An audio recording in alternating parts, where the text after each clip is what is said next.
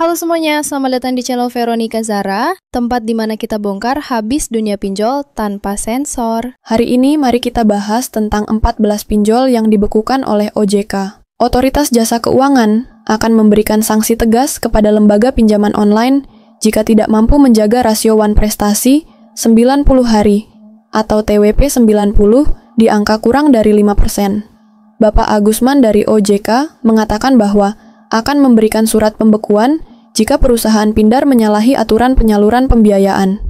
Ia mengatakan dalam konferensi pers hasil RDK OJK pada hari Selasa kemarin bahwa penyaluran pembiayaan dengan tingkat wan prestasi 90 hari berada di rasio 5% masih bisa menyalurkan dana. Kalau sudah masuk ambang batas tersebut, OJK akan lakukan langkah pembinaan, yaitu melalui surat pembinaan dan permintaan rencana aksi untuk memenuhi aturan, yang artinya banyak pinjol yang nasabahnya itu pada gagal bayar, yang mengakibatkan banyak pinjol punya tingkat wan prestasi atau tingkat gagal bayarnya di atas 5%.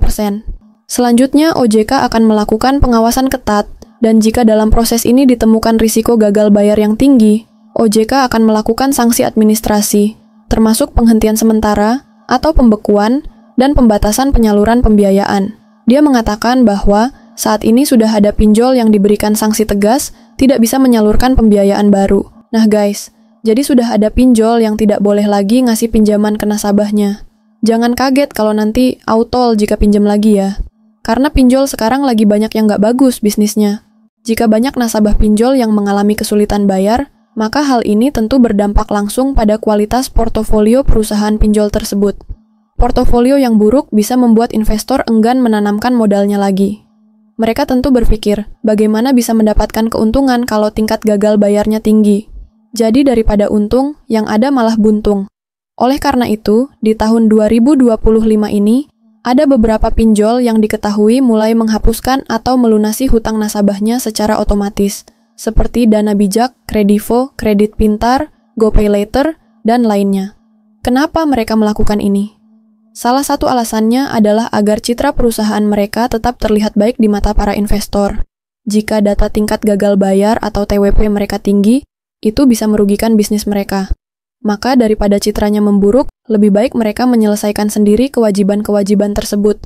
Buat teman-teman yang merasa pernah gagal bayar di pinjol legal yang terdaftar di SLIK OJK, tidak ada salahnya untuk cek SLIK OJK kalian melalui situs resmi OJK. Bisa jadi, ada beberapa pinjol yang secara diam-diam sudah melunasi tagihannya atas nama kalian.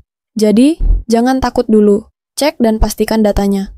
Ingat ya, justru perusahaan pinjol lah yang tidak ingin terlihat memiliki reputasi buruk karena banyaknya nasabah yang gagal bayar. Jika jumlah nasabah gagal bayar tinggi, OJK pun bisa memberikan sanksi pada perusahaan tersebut. Artinya, jika ada yang gagal bayar, yang terkena dampak bukan hanya nasabah, tapi perusahaan pinjolnya juga bisa mendapatkan teguran, atau bahkan kehilangan izin operasionalnya. Jadi, teman-teman jangan merasa tertekan atau terbebani secara berlebihan. Jika memang kalian benar-benar sudah tidak mampu, atau mungkin sudah gali lubang tutup lubang, tidak ada lagi pemasukan, bahkan kebutuhan makan pun sulit dipenuhi, maka mempertimbangkan opsi berhenti membayar bisa menjadi bentuk perlindungan diri, bukan niat buruk.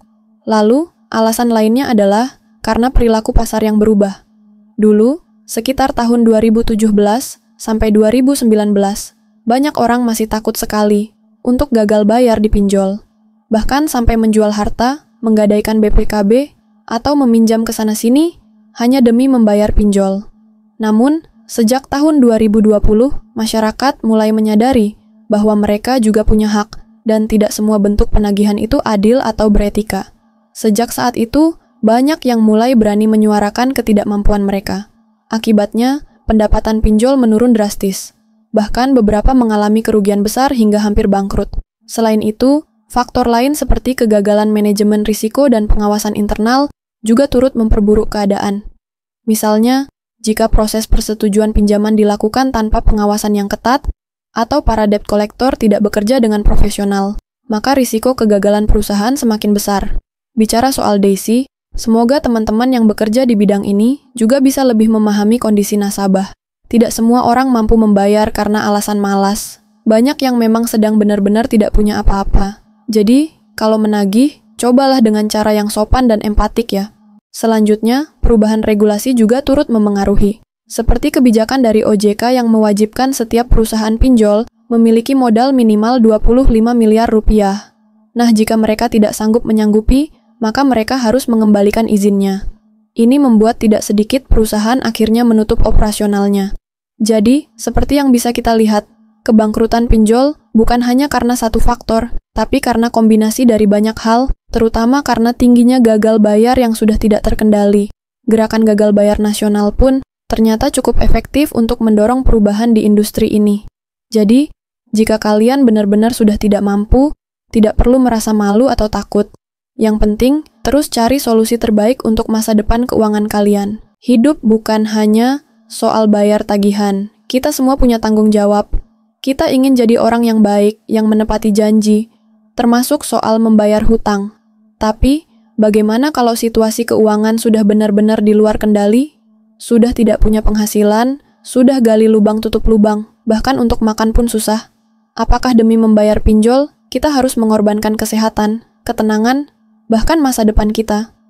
Saat itu terjadi, mungkin berhenti membayar bukan berarti lari dari tanggung jawab, tapi justru menyelamatkan hidup kita. Karena satu hal yang perlu kita ingat, hidup kita lebih berharga daripada skor kredit. Gagal bayar itu bisa jadi awal pemulihan finansial. Banyak orang akhirnya bisa memperbaiki hidupnya setelah berhenti memaksakan diri membayar pinjol. Mereka bisa kembali menata keuangan, memperbaiki kesehatan mental, dan fokus pada penghasilan yang nyata, bukan sekadar menambal lubang. Gagal bayar bukan akhir segalanya. Kita bisa mulai dari awal lagi. Ya, mungkin nama kita akan tercatat di SLIKOJK sementara waktu. Tapi hidup terus berjalan, dan akan selalu ada jalan untuk bangkit.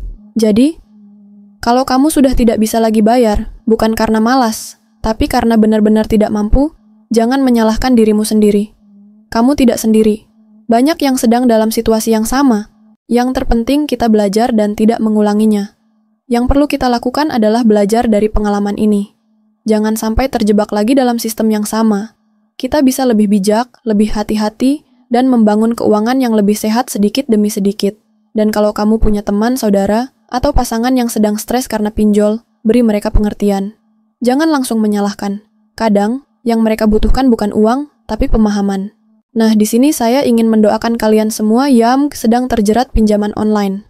Ya Allah yang Maha Pengasih dan Maha Penyayang, limpahkanlah kepada kami rezeki yang halal, berkah, dan melimpah. Bukakanlah pintu-pintu rejeki dan kemudahan dari arah yang tidak disangka-sangka. Kuatkanlah hati kami dalam menghadapi gagal bayar pinjol ini, dan jauhkanlah kami dari mara bahaya apapun. Amin ya Rabbal Alamin. Sampai jumpa di pembahasan berikutnya, dan tetap semangat menjalani hari-hari kalian ya.